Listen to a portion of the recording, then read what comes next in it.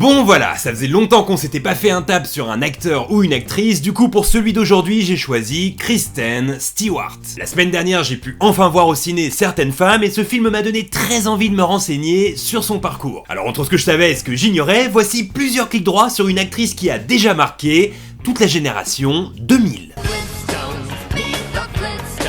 Alors, à la base, Kristen Stewart ne voulait pas être actrice, ce qu'elle voulait c'était écrire, pour elle ou pour les autres, mais le destin l'a très vite rattrapée. En 1998, elle a 8 ans lorsqu'elle interprète sur scène un petit lutin lors d'un spectacle de Noël en école primaire. Alors, normalement on n'a aucune chance d'être repéré dans un truc comme ça, pourtant un agent présent ce jour-là la remarque et propose à ses parents de l'inscrire à des castings. Ces derniers sont assez réfractaires mais finissent par accepter. Ce qui fait qu'un an plus tard, elle joue dans un téléfilm sur Disney Channel avant d'avoir un mini-rôle dans Les Pierres à Feu à Rock Vegas, qui est une suite très cheap des Pierres à Feu de 1994. Mais le vrai tournant, il arrive en 2002. Cette année-là, le réalisateur David Fincher prépare son film Panic Room et engage Hayden Panettiere pour jouer la fille de Jodie Foster. Sauf qu'un soir, dans sa chambre d'hôtel, il tombe à la télé sur une pub pour Porsche dans laquelle joue Kristen Stewart. Le mec est complètement épaté et décide dès le lendemain de virer Panettiere pour installer à sa place la jeune Kristen. Alors, message destiné à tous les CE2 qui m'écoutent, ne négligez jamais vos spectacles de fin d'année.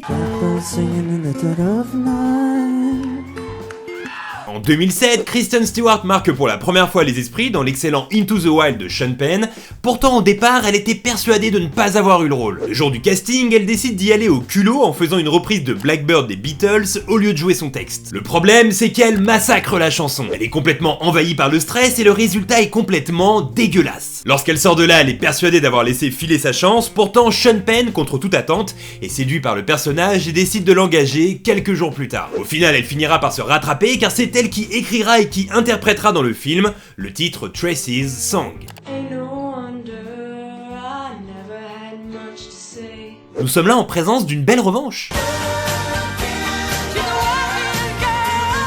Si Kristen Stewart est aujourd'hui une star planétaire, elle le doit en partie à Emile Hirsch, son partenaire dans Into the Wild. Ce dernier souffle son nom au producteur de Twilight et c'est comme ça qu'elle se retrouve catapultée sur le devant de la scène en 2008, en interprétant le désormais fameux personnage de Bella. Et le tournage du premier s'est déroulé dans des conditions très fantaisistes. À ce moment-là, elle a 18 ans et en plus de jouer dans le film, elle doit en même temps réviser pour son bac, qu'elle passe pendant la production. Mais ce n'est pas tout. Vers la fin du tournage, elle est tirée au sort par le tribunal de Los Angeles et est obligée d'assister à un procès en tant que juré dans une histoire de proxénétisme. Au final, l'accusé sera innocenté, Kristen obtiendra son bac et le film fera un carton. Le bon karma semble total.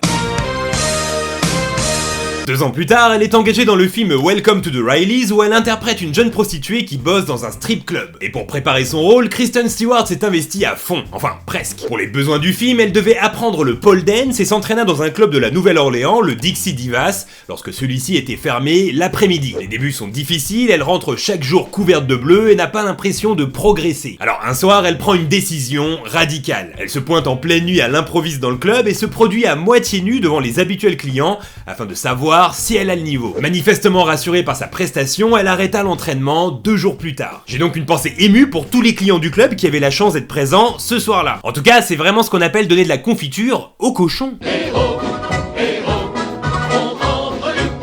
Alors, Twilight, ça a permis à Kristen Stewart de devenir une star mondiale, mais ça lui a aussi permis de vivre sa première grande histoire d'amour avec son partenaire à l'écran, Robert Pattinson. Le couple qui a excité toutes les teens de 2010. Et cette idylle fut aussi épique que dans le film. En 2012, Kristen Stewart joue dans Blanche-Neige et le Chasseur et durant le tournage, une relation naît entre elle et le réalisateur, Rupert Sanders. Robert Pattinson l'apprend dans la presse via ses photos et paradoxalement, ce qui lui fait le plus mal, c'est d'observer qu'elle porte sa casquette au moment de la tromperie. La relation se termine, mais quelques mois plus tard, il décide de lui pardonner. Et c'est là que les choses deviennent invivables pour le couple. Forcément, tout le monde s'en mêle, et même Donald Trump, connu pour sa fameuse délicatesse, y va de son tweet en disant « Pattinson ne devrait pas reprendre Stewart, elle l'a trompé comme une chienne et le refera, il mérite beaucoup mieux. » Le couple ne survit pas à une telle médiatisation et se sépare une 2e fois, définitivement. Mais pour les fans qui n'ont pas encore fait le deuil, sachez que Kristen Stewart porte encore aujourd'hui l'alliance que lui offre Robert Pattinson dans Twilight. Depuis, elle a courageusement annoncé publiquement qu'elle était bisexuelle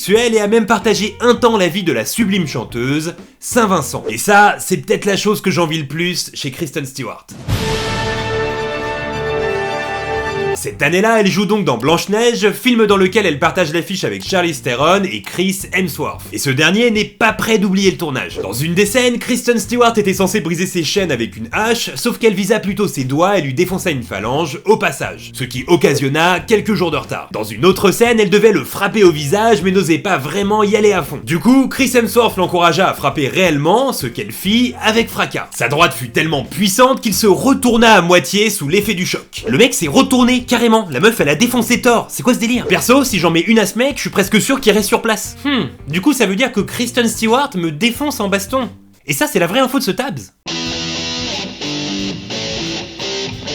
En 2012, l'ouragan Sandy frappe la côte est des États-Unis ainsi que plusieurs autres pays, causant la mort de 210 personnes et provoquant des dégâts estimés à plus de 52 milliards de dollars. Du coup, plusieurs personnalités se mobilisent pour récolter des fonds, parmi lesquels Kristen Stewart. Et un des généreux donateurs va avoir une demande très spéciale. Un prince saoudien anonyme annonce qu'il est prêt à verser 500 000 $ au fonds de récolte, seulement si on lui permet de passer 15 minutes avec Kristen Stewart. Cette dernière accepta et la rencontre eut lieu au Madison Square Garden dans une loge, avec un garde du corps à côté. Voilà, pour info, le type qui a organisé cette rencontre assez bizarre est le désormais tristement célèbre Harvey Weinstein. Et une fois qu'on sait ça, tout s'emboîte, comme dans la scène de la tasse dans Usual Suspect. En 2014, Kristen Stewart déclara dans une interview que sa plus grande peur était Twitter. Elle a beaucoup de mal avec les réseaux sociaux et ce qui la gêne le plus c'est de se savoir traçable à tout moment. Elle pense même qu'un jour, quelqu'un la tuera à cause de Twitter. Une personne postera « Hey, je viens de voir Kristen Stewart sur la 5ème avenue, trop cool !» Ce qui permettra au tueur de savoir où elle est et ainsi de pouvoir la tuer tranquillement. Et franchement, je peux comprendre cette peur. Moi qui poste très souvent sur Google+, Skyblog, Copain d'avant et Friendset, je suis toujours en stress qu'on me trace via ces réseaux. Donc moralité, faites très attention à ce que vous postez. Et c'est sur ce doux conseil que se clôt l'épisode d'aujourd'hui. Voilà, avant de terminer cette vidéo, j'ai quelques trucs à vous dire. Je pouvais pas en parler les derniers mois, mais désormais, je peux. Je suis très fier de vous annoncer que Warner Bros souhaite s'associer à Tales from the Click pour produire des vidéos sur leur chaîne. La première a pour thème Noël et vient de sortir, je vous mets le lien dans la description. La prochaine sortira le 18, toujours sur leur chaîne et aura pour sujet principal le film Dunkerque. Pour un type comme moi qui a grandi avec les Goonies ou L'Arme Fatale, c'est assez incroyable de faire des vidéos avec eux. En tout cas, j'espère qu'elles vous plairont, car tout ça, c'est aussi grâce à vous. Du coup, j'en viens au deuxième truc que j'ai à vous dire. On n'a pas eu l'occasion de se parler depuis le Tabs sur moi et je tenais à vous dire que j'ai été extrêmement touché par tous vos messages. Je m'attendais pas à autant d'amour. J'ai épinglé un petit message de remerciement en dessous la vidéo car c'est très compliqué de répondre à tous les messages, mais sachez une chose, je les lis tous. Je n'en rate vraiment aucun et chacun de vos messages m'ont touché profondément. En gros, je vous adore, voilà, c'est comme ça. Ok, on termine cette minute émotion. Si t'as aimé ce dernier Tabs de l'année, n'hésite pas à mettre un gros pouce bleu, à la partager et à t'abonner à la chaîne si ce n'est pas encore fait. Vous pouvez aussi me suivre sur Twitter, Instagram et Facebook. Les liens sont dans la description également. À côté de ça, je serais bien curieux de savoir quel est ton film préféré avec Kristen Stewart. Parmi mes favoris, j'ai opté pour Certaines femmes, un des meilleurs films de 2017. Et maintenant, il est temps de passer au vote et pour le premier Tabs de l'année, vous aurez le choix entre un gros fight, Brad Pitt ou Tom Cruise. Alors je vous laisse décider dans les commentaires. Jusque là, portez-vous bien et je vous dis à bientôt. Bye.